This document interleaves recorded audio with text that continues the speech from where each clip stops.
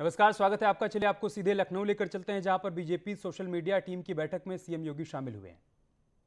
एक एक आवास उपलब्ध हो जाए, 10 करोड़ लोगों को एक एक शौचालय उपलब्ध हो जाए, 8 करोड़ लोगों को रसोई गैस के फ्री में कनेक्शन मिल जाए। आप में से बहुत सारे लोग नहीं जानते होंगे, जब हम लोग 1998 में पहली बार सांसद बना था, हम लोगों को 25 का कोटा मिलता था रसोई गैस के कूपन का, और हम लोगों के लिए चयन करना कठिन हो जाता था कि 25 में किसको चयन करें।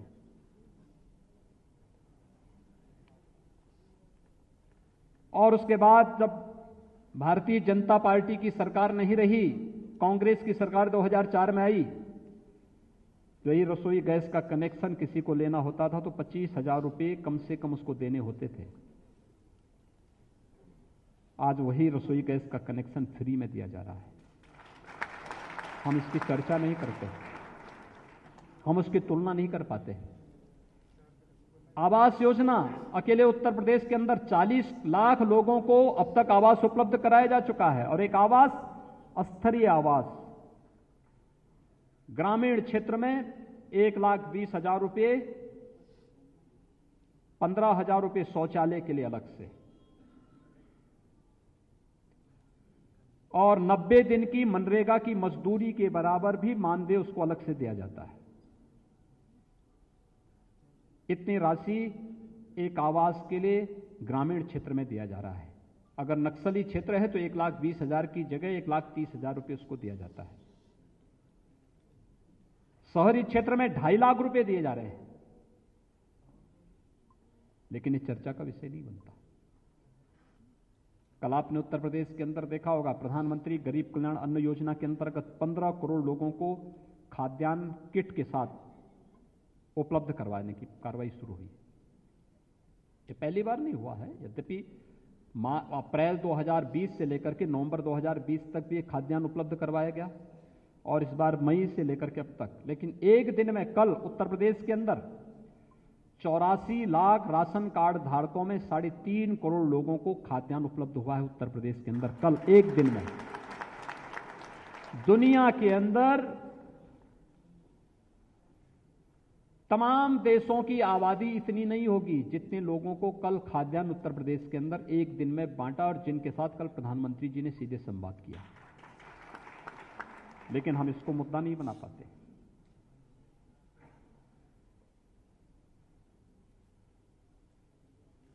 उत्तर प्रदेश के अंदर हम लोगों ने पिछले 4 वर्ष के अंदर 2 करोड़ 61 लाख से अधिक परिवारों को एक एक शौचालय उपलब्ध करवाया। 1 करोड़ 38 लाख लोगों को फ्री में विद्युत के कनेक्शन उपलब्ध करवाए। 1 करोड़ 1,47 लाख लोगों को रसोई गैस के निःशुल्क कनेक्शन उपलब्ध करवाए, और रसोई गैस उनको फ्री में उपलब्ध करवाई। कितनी बड़ी संख्या है।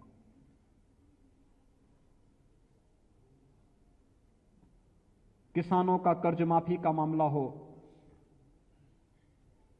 या फिर प्रदेश के अंदर नौजवानों की ही बात कर रहे हैं,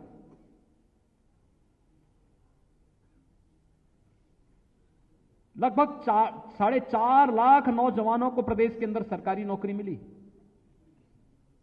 कानून व्यवस्था की बेहतर स्थिति के माध्यम से 1 करोड़ 61 लाख नौजवानों को प्रदेश के अंदर हुए निवेश के माध्यम से नौकरी और रोजगार से जोड़ने का कार्य किया गया, और स्वतः रोजगार से भी 60 लाख से अधिक लोग जुड़े।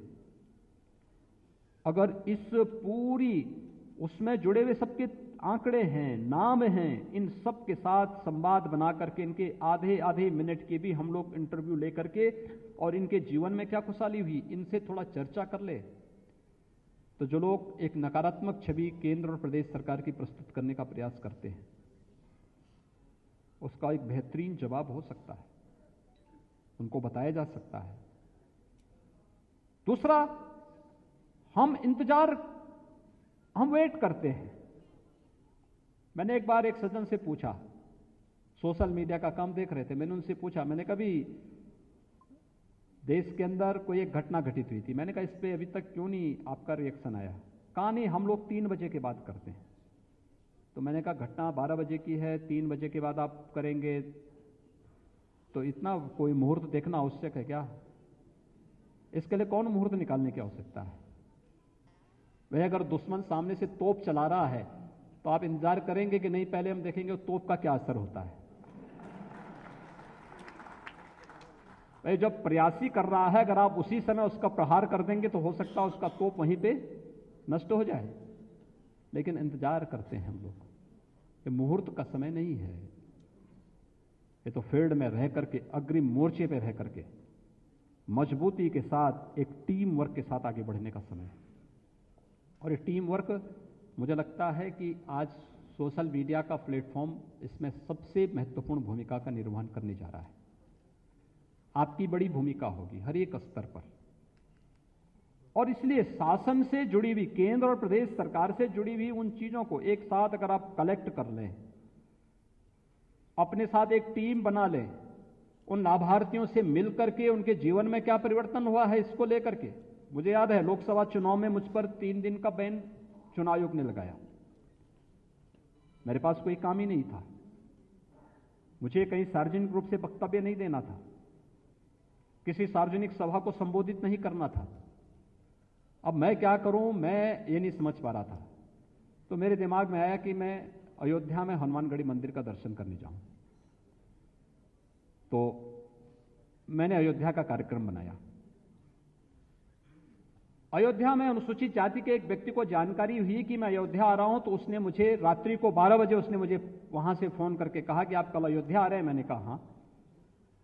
कहा कि मैं अनुसूचित जाति का हूं, किसी भी राजनीतिक दल से मेरा संबंध वर्तमान में नहीं है, क्या आप मेरे घर आ सकते हैं? तो मुझे बड़ा आश्चर्य हुआ। मैंने कहा भी आपने मेरा नंबर कहाँ से लिया? कहा साहब मैंने विधायक जी से मांगा है। तो मैंने विधायक को फोन किया, भारतीय जनता पार्टी के विधायक थे। मैंने कहा विधायक जी बताइए कौन व्यक्ति है? उन्होंने कहा ये हमारे गांव का एक, यहाँ अयोध्या का ही एक नागरिक है, अनुसूचित जाति का है, वो आपको अपने घर बुलाना चाहता है। मैंने कहा क्यों? कहा कि देखिए हो सकता है इसलिए क्योंकि उसने नया घर बनाया है। तो मैंने कहा क्या काम करता है? कहा राजमिस्त्री है। मैंने कहा किस योजना से मकान बना है? कहा मैं भी पूछ के बताता हूं। तो मैं फोन करके पूछा तो उसने बताया कि प्रधानमंत्री आवास योजना से बना है। तो मुझे एक मुद्दा मिल गया। मैंने कहा अच्छी बात है तो, लेकिन मैंने कहा मेरे साथ तो कोई मीडिया आएगी नहीं। कहा नहीं नहीं हम किसी को नहीं बुला रहे हैं। मैं वहां गया, अयोध्या गया।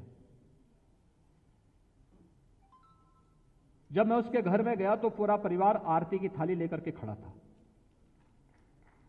मैं आश्चर्यचकित था। मैंने उससे पूछा, मैंने कहा भी आरती की थाली लेके क्यों खड़े हैं आप?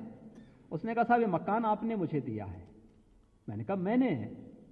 कहा हाँ साहब, मैं तो पहले बहुजन समाजवादी पार्टी का नेता था और कभी मुझे मकान नहीं मिला। इस बार बिना किसी सिफारिश के मुझे यह मकान मिल गया है। तो मैंने कहा हमारे यहां तो भेदभाव नहीं होता है कि कौन किस पार्टी का है। वे लाभार्थी है, पात्रता रखता है तो उसको मकान मिलेगा। उसने कहा साहब यही तो मैं भी कह रहा हूं कि मुझे यह मकान मिला बिना किसी सिफारिश के। तो मैंने कहा और क्या क्या है? कहा आप घर में तो आइए। खैर मैं घर में गया, उसने बैठने की व्यवस्था की थी। मैं घर में गया, बैठा। उसके बाद उसने मुझे कहा, उसने कहा देखा साहब ये रसोई गैस भी मुझे भाजपा ने दी है। मैंने कहा और? उसने कहा ये जो बिजली चल रही है ना, ये भी हमें भाजपा ने दी है, फ्री में बिजली मिली है। मैंने कहा और? उसने कहा साहब ये राशन कार्ड भी मुझे भाजपा से मिला है और फ्री में राशन मिलता है। मैंने कहा और? उसने कहा साहब देखिए बैंक में हमारा अकाउंट भी खुला है। तो मैंने कहा ये कैसे? कहा ये जनधन खाते में मोदी जी ने खुलवाया है। देखिए एक अयोध्या का एक अनुसूचित जाति का व्यक्ति मेरे सामने 5 योजनाओं को गिनाया। तो मैंने कहा 5, मैंने कहा तो उससे क्या हुआ? उसने कहा देखो पहले मैं अपने परिवार से आपका परिचय करा रहा हूं। मैंने कहा बताओ। उसने अपनी 2 लड़की, उसने कहा साहब मेरे 3 बच्चे हैं, 2 लड़कियां थी, दोनों की मैं शादी कर लिया हूं, लेकिन दोनों को मैं आज बुलाया हूं। जब मुझे रात 12 बजे आपने सहमति दी तो मैं अपनी लड़कियों को भी बुलाया हूं। मेरा एक लड़का है, नौजवान लड़का है, और इन लड़कियों की शादी में मेरा जितनी मैं कमाई करता था तो मैं उसको बचत करके रखता था, लेकिन मेरे सामने था कि मुझे लड़कियों की शादी भी करनी है और फिर मकान भी बनाऊंगा। कल लड़कियों की शादी करने के बाद मेरे पास 1 लाख रुपए इकट्ठा हुआ था और मैं सोचता था कि मैं इससे मकान बनाऊंगा। तब तक आपकी स्कीम आई, 2.5 लाख रुपए मुझे मिल गए। मैं राजमिस्त्री स्वयं था, मैंने छोटे छोटे 4 कमरे बना लिए और अब मेरे पास जो 1 लाख रुपया था तो मैंने उससे ई रिक्शा खरीदा और मेरा लड़का ई रिक्शा चलाता है, 1,000 रुपये प्रतिदिन कमाता है, महीने में 30,000 रुपये मेरे घर में मिल जाता है। अब मैं राजमिस्त्री का काम करूं ना करूं ये मेरे लिए महत्वपूर्ण नहीं, क्योंकि मेरे परिवार में आय का एक जरिया हो गया है और इसलिए मैं मोदी जी को और आपको धन्यवाद ज्ञापित करने के लिए मैंने अपने घर में बुलाया है।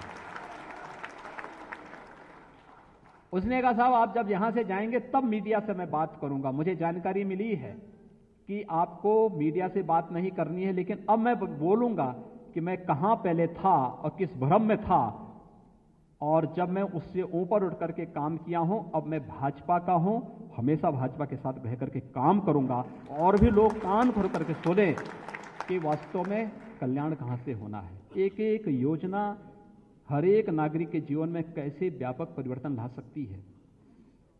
अयोध्या का महावीर हरिजन इसका एक उदाहरण है और ऐसे 40 लाख लोगों को मकान मिले हैं यूपी में अब तक, 40 लाख लोगों को।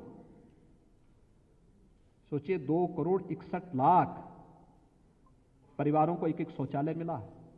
कभी उन परिवारों से जाकर के पूछिए बीमारियों का प्रतिशत कितना कम हुआ है, बालिकाओं और महिलाओं की गरिमा की रक्षा उसके कारण होने से उस परिवार ने कैसे अपने सम्मान की रक्षा की है। कभी हमने उनकी पीड़ा को जानने का प्रयास किया होता ना, तब हमें वास्तविक जमीनी हकीकतों की जानकारी होगी। और उनके छोटे छोटे इंटरव्यू बहुत कुछ कह देगा, बहुत कुछ कर देगा। कल आपने देखा होगा प्रधानमंत्री जी का इंटरव्यू, प्रधानमंत्री जी जब गरीब कल्याण योजना के अंदर महिलाओं से बात कर रहे थे और कैसे देहाती भाषा में महिला बोलती थी कि मंत्री जी तुम जब से बने हो तब से तो, यानी वो बेचारी तुम कह कर ही के बात कर रही थी।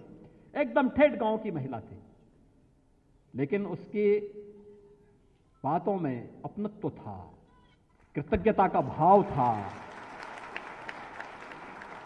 उसकी बातों में एक भाव था कि मुझे मोदी जी के द्वारा इस स्कीम का लाभ मिला है और इसलिए कृतज्ञता ज्ञापित करना मेरा धर्म बनता है। और वह उस रूप में अपने शब्दों को भी प्रस्तुत करने का प्रयास कर रही थी। हमने कभी उसको उस रूप में लेने का प्रयास किया होता। प्रधानमंत्री जी संवाद कर सकते हैं, हम लोग क्यों नहीं? केवल 10-10 लाभार्थियों से एक दिन संवाद प्रत्येक व्यक्ति कर ले। आपकी इतनी बड़ी टीम है, आपके साथ भी एक टीम होगी, 10 से ज्यादा नहीं, 10 लोगों से आधा मिनट का,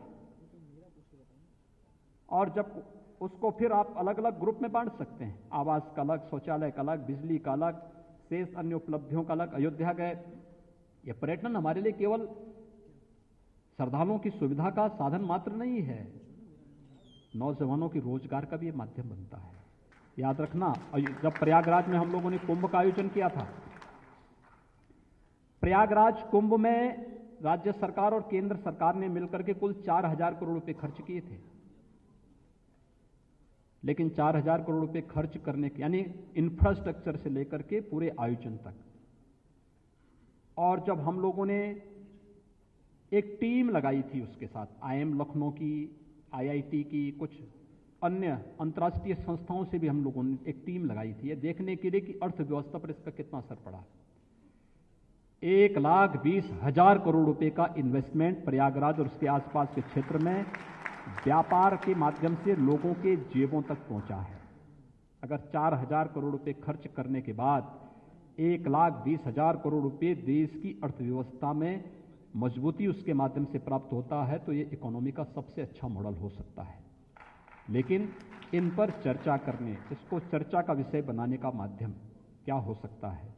इस पर कार्य किए जाने की आवश्यकता है।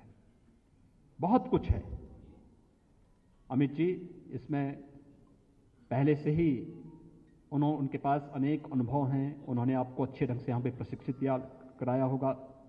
यहाँ पर कामेश्वर जी की टीम प्रदेश में पहले से कार्य कर रही है। प्रोफेशनल तरीके से अगर हम काम करना प्रारंभ करें, टीम बना करके अभी से इस पर हम लग जाएं, तो ये जो जिनके पास ये मुट्ठी भर लोग जो माहौल खराब करने का प्रयास कर रहे हैं, कुछ नहीं कर पाएंगे। फिर हमारे पास देखना, आपका ट्वीट कम शब्दों में प्रभावी होना चाहिए, या कहीं से केंद्र से प्रदेश सरकार की किसी प्रकार कोई योजना आ रही है तो हम केवल रिट्वीट तक ही सीमित न रहें, बल्कि उसके साथ कुछ अपने शब्दों को जोड़ करके उसको और प्रभावी बनाने में अपना योगदान दे सकते हैं।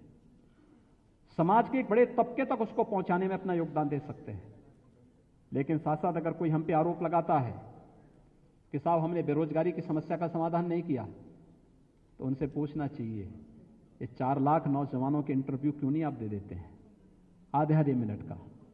कोई पुलिस में भर्ती हुआ है, कोई अध्यापक बना है, कोई पीसीएस अधिकारी बना है, कोई पीपीएस अधिकारी बना है, कोई किसी न किसी क्षेत्र में जाके काम कर रहा है, और उस समय उनकी आधे मिनट का उसमें चस्पा कर दीजिए ना, और तब बोलिए। इसमें तो कोई भाई भतीजावाद नहीं है, इसमें कोई वंशवाद नहीं है, इसमें कोई क्षेत्रवाद नहीं है, इसमें कोई भ्रष्टाचार नहीं है। पूरी पारदर्शी भर्ती प्रक्रिया के माध्यम से 4.5 लाख नौजवानों को प्रदेश में नौकरी मिली है। इससे पहले 10 वर्ष के कार्यकाल में इतनी नौकरी नहीं मिल पाई है। किसानों की कोई चर्चा करता तो बताइए ना, 2007 से 2017 तक केवल 95,000 करोड़ रुपए का गन्ना मूल्य का भुगतान हो पाया था, और 4 वर्ष में 1,40,000 करोड़ रुपए का गन्ना मूल्य का भुगतान होता है। प्रोक्यूरमेंट अलग है। एमएसपी का लाभ उत्तर प्रदेश के अंदर सीधे मिलना प्रारंभ हुआ। ये डाटा तैयार करके हम उसमें प्लॉट करें ना, कौन किसान का हितैषी है? जो एमएसपी नहीं देते थे वे हैं, या जो एमएसपी का लाभ किसान के खाते में सीधे पहुंचा दे रहा? किसान हितैषी कौन है? जो चीनी मिलों को बंद करके 5-5, 7-7 वर्षों तक गन्ना मूल्य का भुगतान नहीं होने देते थे, वे लोग हैं? या जो उसी सत्र में गन्ना मूल्य का भुगतान किसान के खाते में पहुंचा दे रहे हैं और चीनी मिलों को कोरोना के बावजूद भी चला रहे हैं? कौन हितैषी है? ये जनता की अदालत में तय होने के लिए हमें छोड़ना चाहिए। इस पर हमें बताने की आवश्यकता है। श्रमिकों की बात कर रहे हैं, उत्तर प्रदेश के अंदर 3 करोड़ प्रवासी और निवासी श्रमिक हैं। इसमें मनरेगा के श्रमिकों को भी अगर हम जोड़ लें और बटाईदार को भी जोड़ लें, लगभग 3 करोड़ संख्या है, और प्रत्येक को 2 लाख रुपए की सामाजिक सुरक्षा की गारंटी। बटाईदार को तो हमने कृषक दुर्घटना बीमा में 5 लाख रुपए की बीमा की सुरक्षा बीमा की योजना, उनको सुरक्षा बीमा दिया है। तो सीएम योगी आदित्यनाथ को सुन रहे थे आप, जो बीजेपी की सोशल मीडिया टीम को संबोधित कर रहे हैं और बता रहे हैं कि कैसे विपक्षियों को जवाब भी देना है और सरकार की योजनाओं के बारे में लोगों को जागरूक भी करना है, उनको बताना भी है। छोटा सा ब्रेक लेंगे, बहुत जल्दी आपसे।